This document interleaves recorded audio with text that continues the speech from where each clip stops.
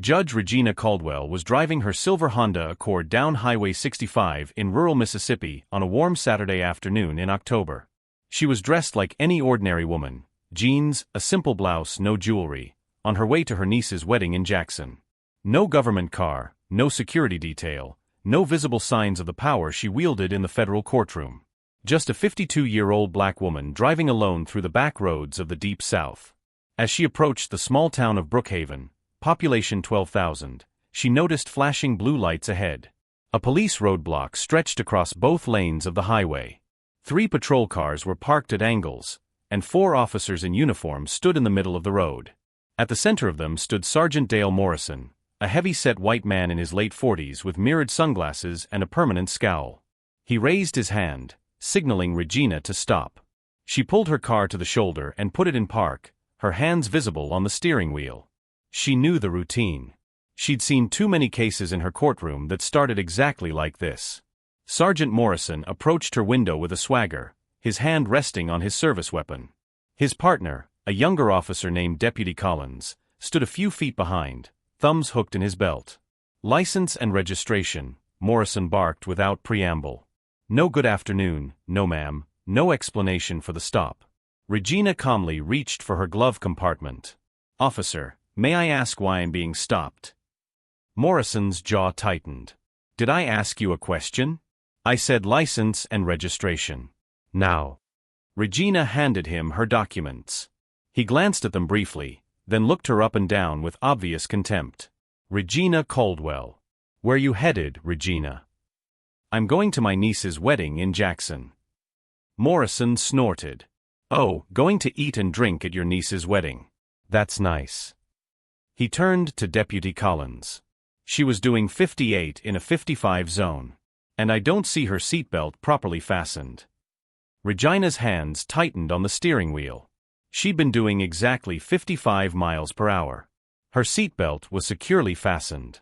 She'd made sure of it, as she always did in these situations. "Officer, I was not speeding, and my seatbelt is." "Don't you dare try to teach me the law," Morrison interrupted, his voice rising. He leaned down, his face inches from her window. "When a police officer tells you something, you accept it and shut your mouth. You understand me?" Regina said nothing.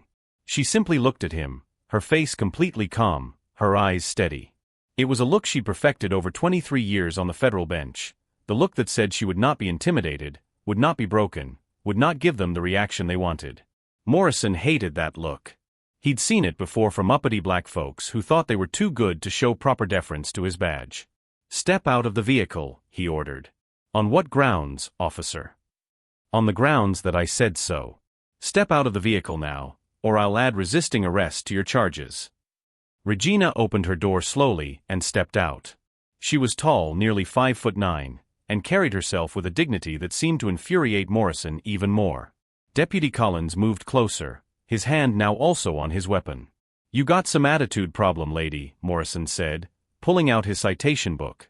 "Speeding, seatbelt violation, and now we're gonna add failure to comply with a lawful order." "Officer Morrison," Regina said, her voice still calm, "I have complied with every lawful order you've given. I was not speeding, and my seatbelt was properly fastened. There is no legal basis for." Morrison grabbed her arm roughly, his fingers digging into her flesh. "Legal basis? You really think you know the law better than me?"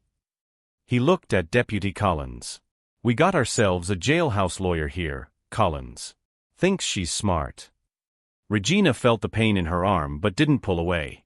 She stood perfectly still, her face showing no emotion except for the slight tightening around her eyes.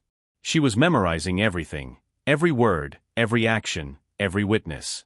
Because Judge Regina Caldwell, who presided over the Northern District of Mississippi Federal Court, had just made a decision. She would not reveal her identity yet. She wanted to see exactly how far they would go. She wanted to see the full extent of the corruption and abuse that she knew existed but rarely witnessed firsthand. "Maybe a few hours in a cell will teach you some respect," Morrison said, pulling her toward the patrol car. "Collins, get her purse out of the vehicle. We're taking her in." Deputy Collins grabbed Regina's purse from the passenger seat and began searching through it roughly, pulling out her wallet, her phone, her car keys. What should we do with her car, Sarge? Coal for a tow. We're impounding it for evidence. Evidence of what? Regina asked quietly. Morrison spun around, his face red. Evidence of whatever the hell I say it's evidence of.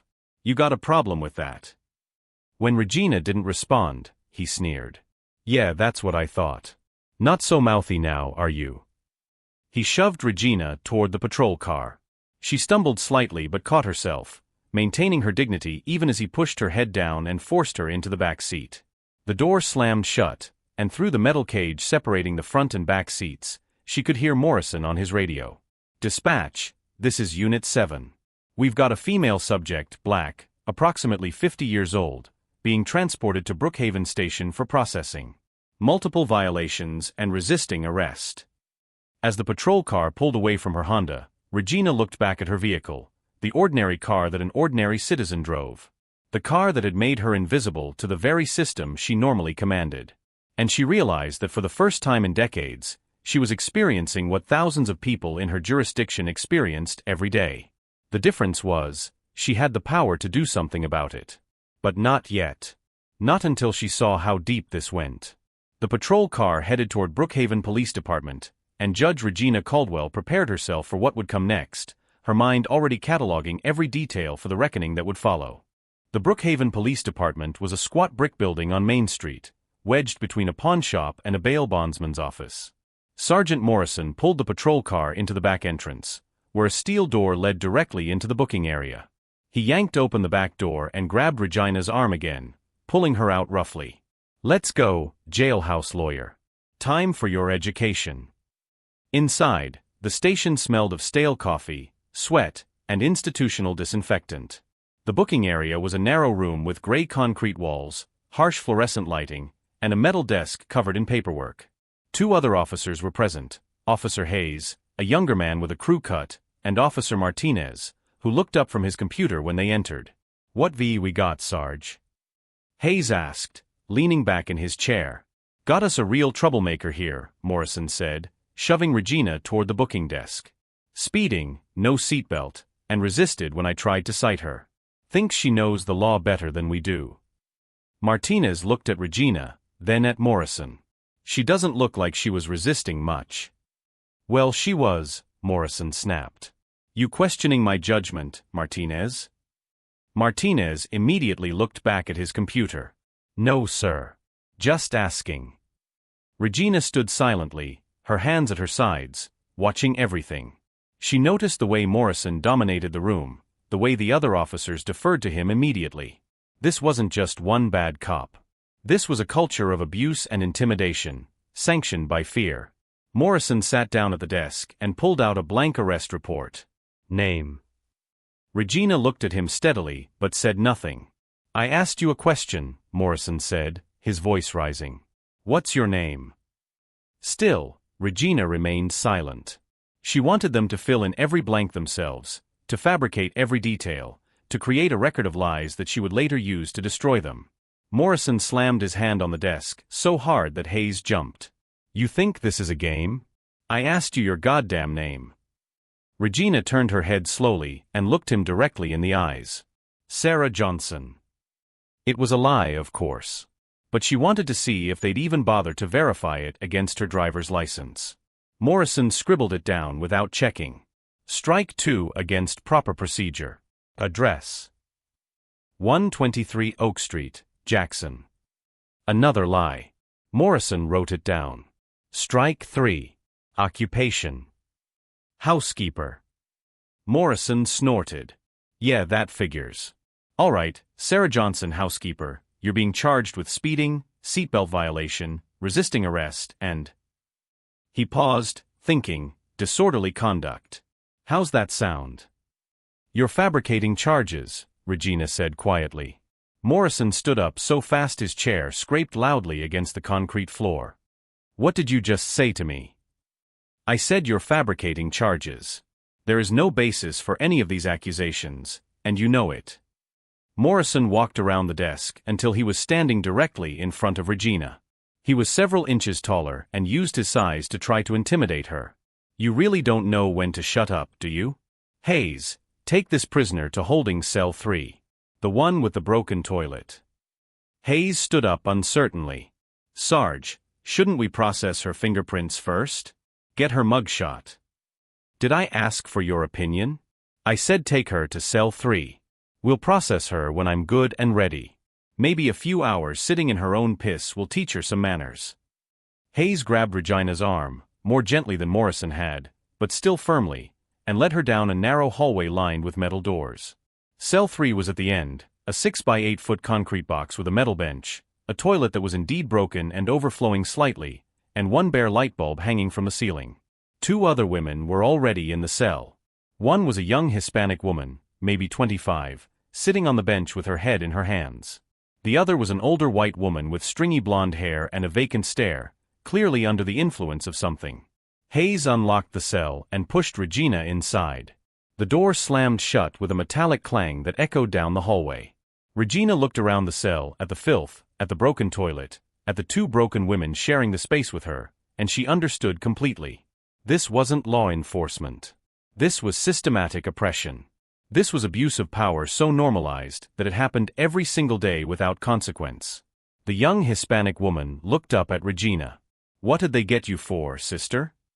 Regina sat down on the far end of the bench, keeping her dignity intact despite the degrading surroundings. Nothing. They got me for nothing. Yeah, the woman said bitterly. That's what they got me for too. Nothing. I was walking to work, and Morrison said I was loitering. Been here 6 hours. Haven't even made my phone call yet. 6 hours without a phone call is a violation of your constitutional rights, Regina said automatically. The woman laughed without humor. Constitutional rights. That's funny. You new around here? Constitutional rights don't exist in Brookhaven. Not for people like us. Back in the booking area, Morrison was on the phone. Yeah, Chief, I got another one. Black female, about 50, giving me attitude. I'm gonna let her sit for a while, maybe overnight. Teach her some respect. He listened for a moment, then laughed. No paperwork problems. I've got it all documented. Speeding, resisting, the whole 9 yards. Officer Martinez, who'd been quiet during the whole interaction, finally spoke up. Sarge, I've got her license here. It says her name is Regina Caldwell, not Sarah Johnson.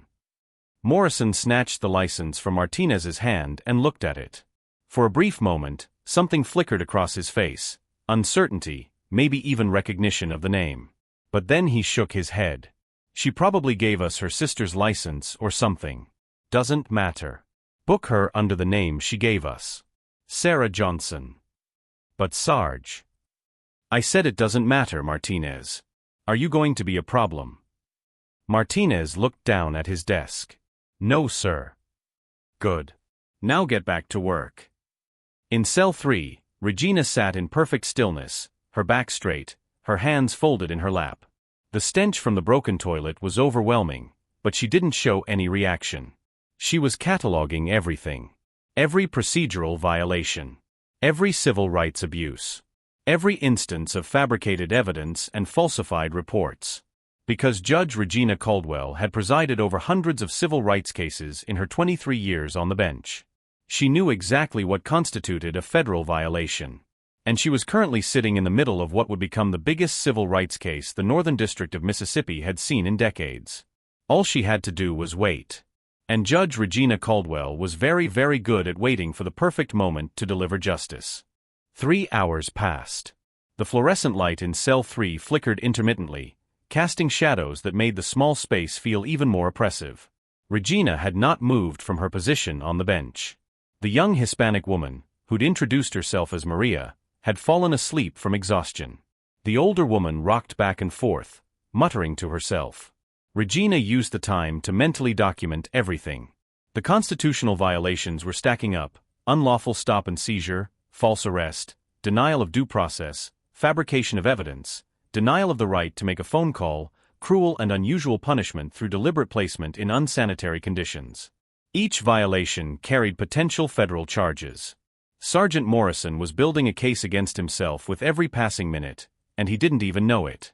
In the booking area, Officer Martinez was becoming increasingly uncomfortable. He'd been on the force for only 8 months, and this wasn't the first time he'd witnessed Sergeant Morrison cross the line. But it was the first time Martinez had seen something that felt this wrong. He pulled up Regina's driver's license information on his computer and typed her name into the national database. What came up made his blood run cold. Regina Caldwell. Federal Judge, Northern District of Mississippi. Appointed by the President. Confirmed by the Senate. Currently presiding over some of the most significant civil rights cases in the state. Martinez stared at the screen, his hands beginning to shake. He looked over at Sergeant Morrison, who was leaning back in his chair, feet up on the desk, laughing at something on his phone. Martinez opened his mouth to speak, then closed it again. If he told Morrison now, he'd be implicated in the cover-up. But if he didn't tell Morrison, what would happen when the truth came out? Before Martinez could decide what to do, the front door of the station burst open.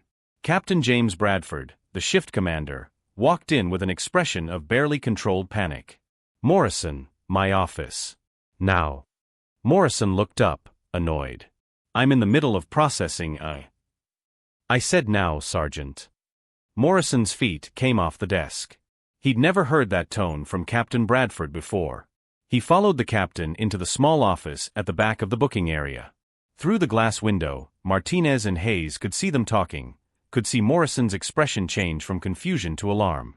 "I just got a call from the FBI field office in Jackson," Captain Bradford said, closing the door. "They're asking about an arrest we made today on Highway 65. A black woman, early 50s, driving a Honda Accord. Do you know anything about that?" Morrison's throat went dry. "I made a routine traffic stop, yeah. Speeding, no seatbelt." She got mouthy, so I brought her in. "Why is the FBI asking about it?" Captain Bradford's face was white. "Because, you idiot, someone made a call to the FBI saying that a federal judge was missing. A federal judge who was supposed to be at a wedding in Jackson 3 hours ago and never showed up. A federal judge who was last seen driving north on Highway 65 through Brookhaven." Morrison felt the floor drop out from under him. "Federal judge? No, that's not possible. She said her name was Sarah Johnson. She said she was a housekeeper. Did you verify her identity against her license?"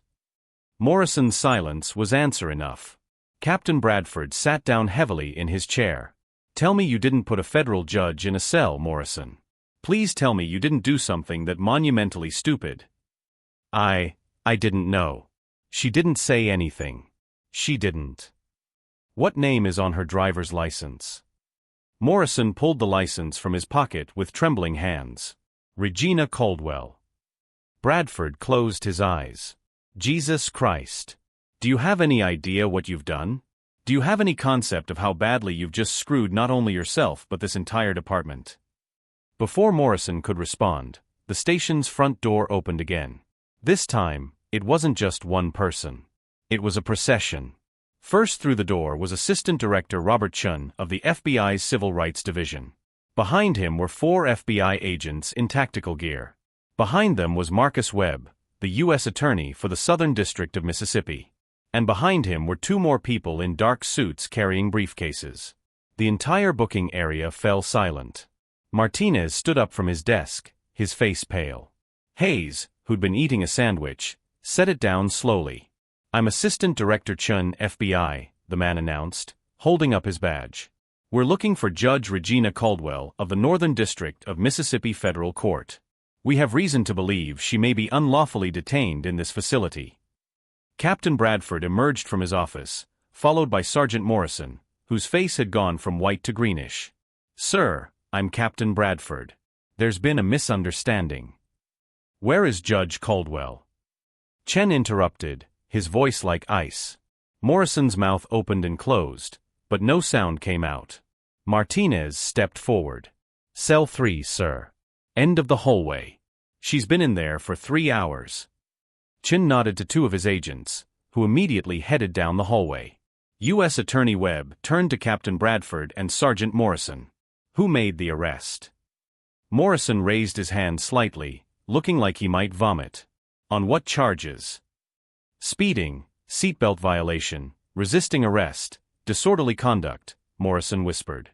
"And were any of those charges legitimate?" Silence. I'll ask again. Were any of those charges legitimate? She was speeding, Morrison said weakly. I clocked her at 58 in a 55. Do you have radar evidence of that? It was visual estimation. U.S. Attorney Webb looked at Captain Bradford. Captain, I'm going to strongly suggest that you read Sergeant Morrison his Miranda rights, because he's about to need them. Down the hallway, the two FBI agents reached cell 3. They unlocked the door, and one of them stepped inside. Maria jolted awake. The older woman continued rocking. And Regina Caldwell looked up from the bench, her face perfectly calm, perfectly composed. Judge Caldwell, the agent asked respectfully. I'm Agent Torres, FBI. We've been looking for you, Your Honor. Regina stood up slowly, smoothing down her blouse despite the wrinkles and grime. Agent Torres. Thank you for coming. Though I must say, your timing is impeccable. I was just getting a first-hand education in how some law enforcement officers operate when they think no one is watching. She walked out of the cell with her head high, passing Maria, who looked up at her with wide eyes. You're a judge. Maria whispered. Regina paused and looked back. Yes.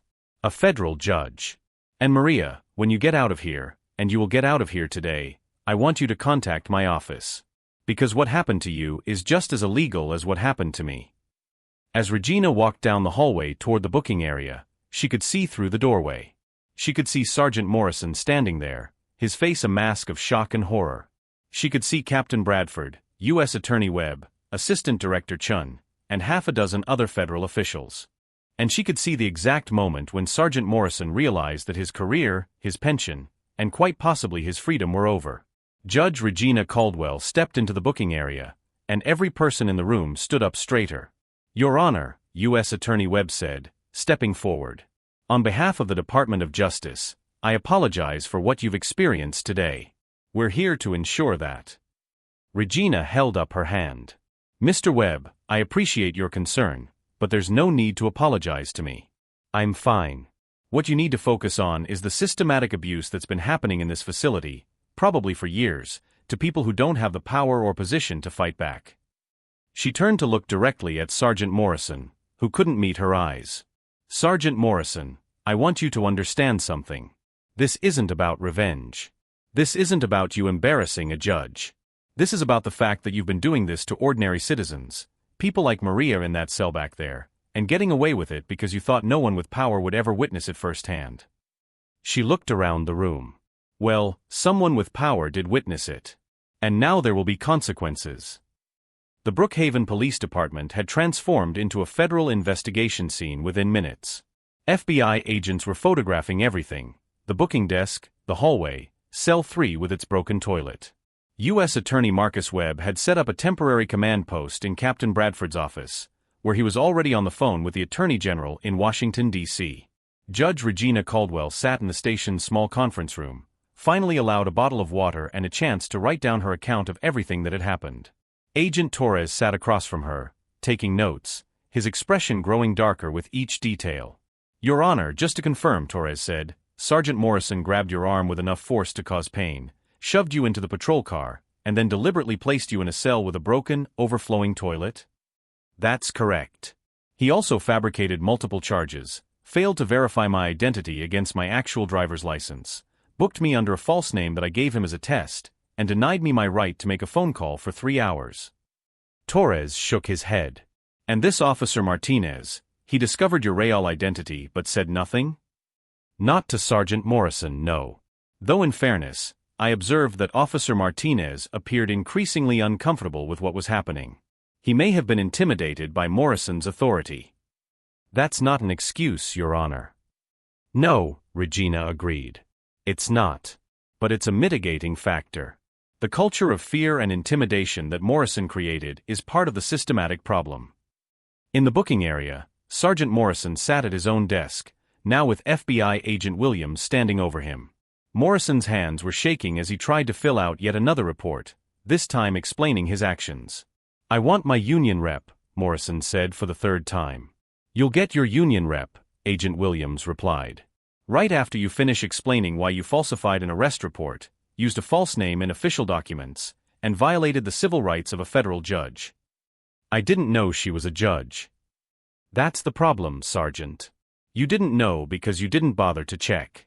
But let me ask you this. If she'd been a white woman in a Mercedes, would you have pulled her over for visual estimation speeding? Would you have grabbed her arm? Would you have thrown her in a cell with a broken toilet? Morrison said nothing, because they both knew the answer. Captain Bradford emerged from his office, his career flashing before his eyes. He'd been captain of this station for 6 years. He'd had complaints about Morrison before: excessive force, racial profiling, falsified reports. But he'd swept them under the rug, backed his sergeant, maintained the thin blue line. Now that line was about to strangle him. U.S. Attorney Webb stepped out of the office behind him. Captain Bradford, I need you to pull every arrest record for Sergeant Morrison for the past 5 years. Every single one. And I need the disciplinary file for every officer in this department. Sir, that's going to take. I don't care how long it takes. Have it ready by tomorrow morning, or I'll get a federal warrant and seize everything in this building. Your choice. Bradford nodded weakly. Yes, sir. Webb turned to the room. I also want to speak to Officer Martinez. Privately. Martinez stood up from his desk, his face pale, and followed Webb into the conference room where Judge Caldwell was still sitting. When Martinez saw her, he stopped in the doorway. Your Honor, I'm so sorry. I should have said something. I found out who you were, and I should have told Morrison right away, and I. Regina raised her hand.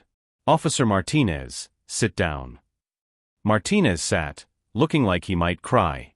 Officer Martinez, Regina said gently, I'm going to ask you some questions, and I need you to be completely honest. Not because you'll get in trouble if you lie, though you will, but because people's lives depend on the truth. Do you understand? Yes, Your Honor. How long have you been on this force? 8 months, Your Honor.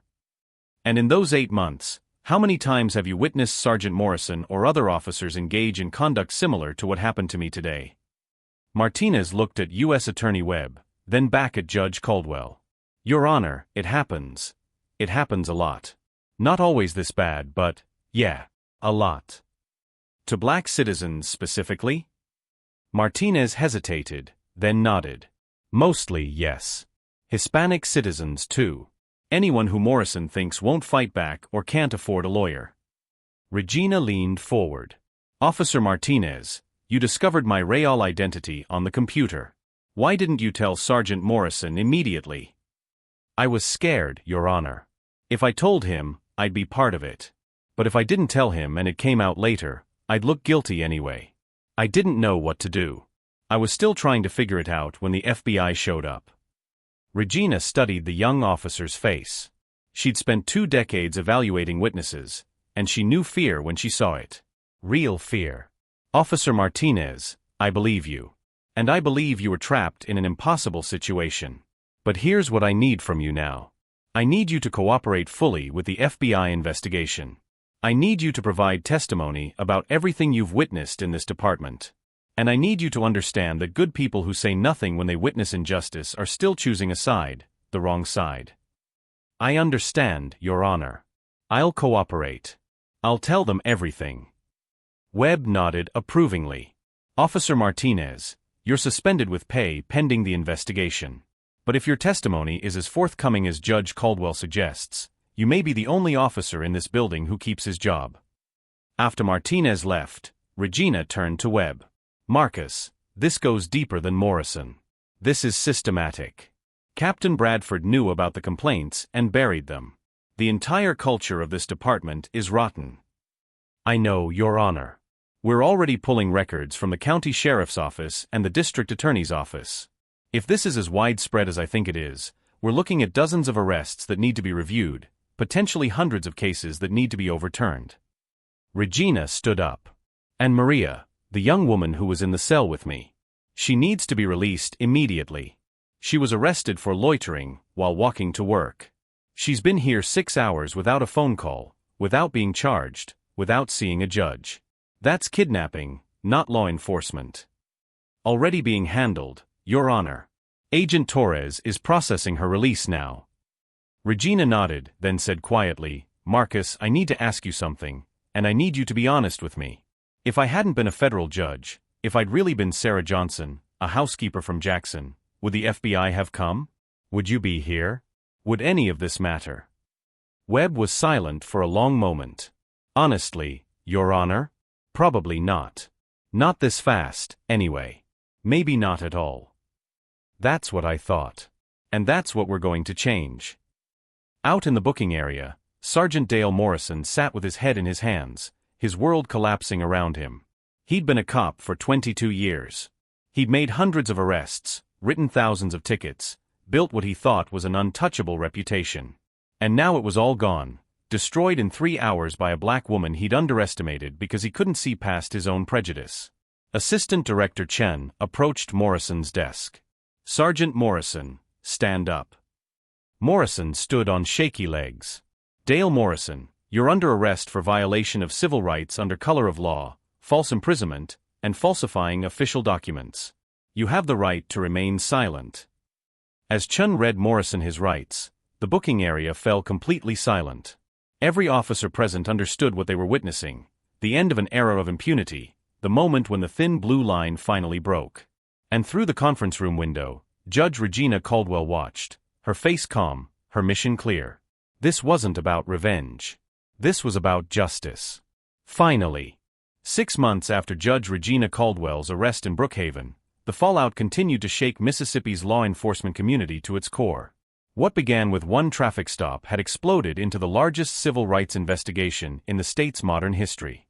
The FBI's Operation Broken Line resulted in 43 arrests across Jefferson County. Sergeant Dale Morrison was the first domino to fall. Facing federal charges of civil rights violations under color of law, false imprisonment, assault, and falsifying official documents, he tried one last desperate move at his arraignment. "Your Honor," his attorney said, "my client filed for retirement 3 weeks before this incident occurred. His pension should be protected under state law." U.S. Attorney Marcus Webb stood immediately. "Your Honor, Sergeant Morrison was still an active duty officer when he committed these crimes. His retirement doesn't become effective until next month. Under federal law, his pension is subject to forfeiture for criminal conduct committed while employed." The magistrate judge reviewed the documents. "The government is correct. Retirement filing doesn't shield pension from forfeiture for crimes committed before the effective date. Sergeant Morrison's pension is hereby seized pending criminal proceedings." Morrison's face went ashen. 22 years of service, and he'd lose everything. But Morrison wasn't done. In a last attempt to salvage something, he turned state's evidence. "I'll cooperate," he told federal prosecutors. "But you need to know, I'm not the only one. Captain Bradford knew about everything. Sheriff Hayes in the county office knew.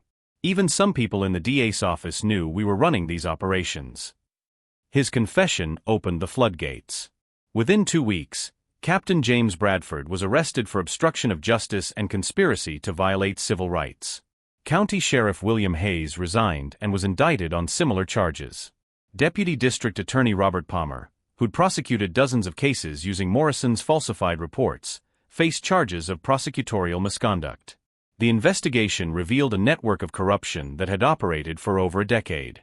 Officers had systematically targeted Black and Hispanic citizens with pretextual stops, false arrests, and manufactured charges. Poor defendants, unable to afford real attorneys, pleaded guilty to crimes they hadn't committed rather than risk trial. The whole system was designed to funnel vulnerable people through the justice system like an assembly line. Judge Regina Caldwell reviewed the FBI's findings in her chambers. Over 800 arrests by Morrison alone showed clear patterns of racial profiling.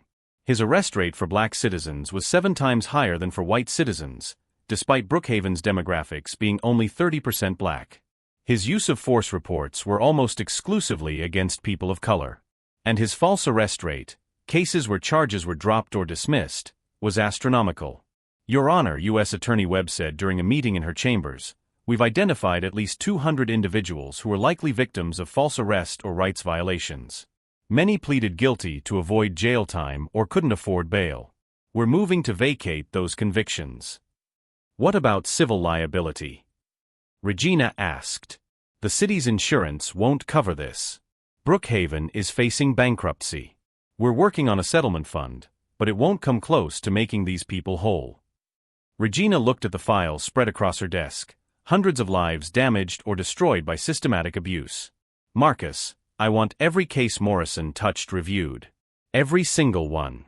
And I want the review done by an independent panel, not by anyone connected to this department or this county. Already in progress, Your Honor. 3 weeks later, Judge Caldwell presided over Morrison's sentencing hearing. The courtroom was packed beyond capacity, with overflow crowds watching on monitors in the hallway. Victims, media, civil rights advocates, and law enforcement officials from across the state had come to witness the moment. Morrison stood before the bench in an orange jumpsuit, hands cuffed, looking defeated. His attorney beside him shuffled papers nervously. Mr. Morrison, Judge Caldwell began, her voice steady and authoritative, you have pleaded guilty to multiple counts of violating citizens' civil rights under color of law. Before I impose sentence, I want to make something absolutely clear, not just to you, but to every law enforcement officer watching these proceedings. She paused, her eyes sweeping across the courtroom. What you did to me on October 15th was not an isolated incident. It was a pattern of behavior you'd practiced and perfected over many years, on hundreds of victims who didn't have the power or resources to fight back. You grabbed me because you thought I was powerless. You falsified charges because you thought no one would question your authority. You threw me in a degrading cell because you wanted to break my spirit. Morrison kept his eyes on the floor. But here's what you failed to understand, Sergeant Morrison. The badge you wore wasn't your personal tool of oppression. It was a public trust. Every time you abused that trust, you didn't just harm your victims, you betrayed every honest officer trying to do this job with integrity. You made their jobs harder and more dangerous because you destroyed community trust. She looked at her sentencing documents. The sentencing guidelines recommend 63 to 78 months. However, given the systematic nature of your conduct, the number of victims, and your position of authority, I'm imposing an upward departure. You are sentenced to 120 months, 10 years, in federal prison, followed by 3 years of supervised release. Morrison's shoulders slumped. Additionally, your pension is permanently forfeited. And as a condition of supervised release, you'll be prohibited from any employment in law enforcement or security services for life. She struck her gavel once. This court is adjourned.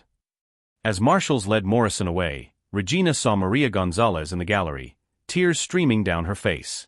The young woman mouthed 2 words, "Thank you."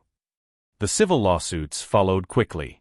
Maria became the lead plaintiff in a class action suit representing over 200 victims. The case settled for $14.5 million, with Brookhaven's insurance covering only a fraction. The city was forced to sell assets and implement a payment plan that would take years to complete. Captain Bradford received 6 years in federal prison. Sheriff Hayes got 4 years. Deputy DA Palmer was disbarred and sentenced to 3 years. In total, 12 law enforcement officials went to prison, and 19 others lost their jobs and certifications. But Judge Caldwell knew that arrests and sentences weren't enough. Systemic problems required systemic solutions. She issued a landmark ruling placing the Brookhaven Police Department under federal consent decree, a 5-year agreement requiring complete restructuring. The decree mandated body cameras, independent civilian oversight, bias training, and regular federal audits. Any officer with a history of complaints was fired. The entire department was rebuilt from the ground up. Officer Martinez, who testified for the prosecution despite pressure from other officers, was one of only 3 officers retained. He became a training officer focused on constitutional policing and civil rights. The reforms spread. Neighboring counties, seeing what happened in Brookhaven, voluntarily implemented similar changes. The state legislature passed new laws requiring independent investigation of police misconduct and limiting qualified immunity for officers who violated clearly established rights. 1 year after her arrest, Judge Caldwell received a letter from Maria Gonzalez. Maria had enrolled in college to study criminal justice, determined to become a civil rights attorney. "You showed me," Maria wrote, "that the system can work when people with power choose to use it for justice instead of protecting themselves." Regina kept that letter on her desk, next to a framed photo from the day of Morrison's sentencing, a reminder that one person's courage could indeed change an entire system. In her chambers, Regina reflected on everything that had changed. 43 arrests. Hundreds of convictions overturned. Millions in settlements. An entire police department rebuilt. Federal oversight across multiple jurisdictions. And most importantly, a community that was beginning to trust law enforcement again. She thought about those 3 hours in Cell 3, sitting in filth, watching Morrison and his colleagues operate with absolute confidence in their impunity. She'd had a choice in that moment: reveal her identity immediately and save herself, or stay silent and document the full extent of their corruption. She'd chosen to stay silent. Not because she enjoyed suffering, but because she knew that her experience, multiplied by hundreds of powerless victims over many years, needed to be witnessed by someone who could do something about it. And she had done something about it. She dismantled a corrupt system, sent the perpetrators to prison, compensated the victims, and implemented reforms that would protect future generations. On the anniversary of her arrest, Judge Regina Caldwell drove down Highway 65 through Brookhaven again, this time on her way to speak at a community forum about police reform. As she passed the spot where Morrison had pulled her over, she noticed something different. The new Brookhaven Police Department had erected a small monument there, a plaque that read, "In memory of all victims of injustice. May we always remember that the law must protect the powerless first." Regina smiled. The work wasn't finished. It never would be finished. But at least now, there was hope. And sometimes, hope was enough to start rebuilding trust, one traffic stop at a time. Judge Regina Caldwell continued to her speaking engagement, ready to tell her story once again to anyone who would listen. Because the price of justice was eternal vigilance, and she would remain vigilant for as long as she wore the robe. The system had tried to break her. Instead, she had transformed the system itself.